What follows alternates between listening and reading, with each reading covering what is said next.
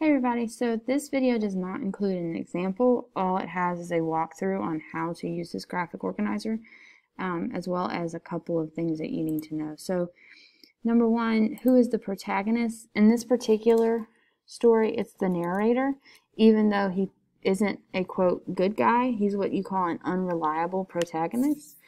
However, he is our main character. So even though he is not what we consider a good character, he is the main character. And then that, of course, would mean the antagonist is the old man with the vulture eye.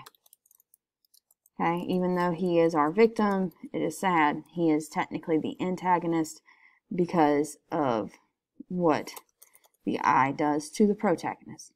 So when you think about it, you have to break down the character. So this is where you talk about the narrator. We don't know his name. Give me two details about him. So these do not have to be directly copied and pasted from the text, but they do need to be details that are supported by the text. So if you're going to put he has yellow hair, which he doesn't, but if you're going to put he has yellow hair, you better be able to show me in the story where he has yellow hair. For this one, it's the goal. So you have to think about what does he want. In particular, what does he want to accomplish, which I feel like is fairly apparent. And then the conflict, so what gets in the way of the character reaching his or her goal.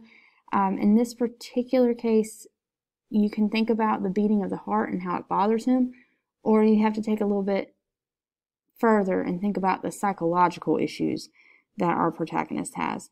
And then, of course, the resolution is how is it resolved. And then you have to have a couple of things. So I give you the definition of theme down here. So it's our universal lesson or message the author wants to convey to the reader.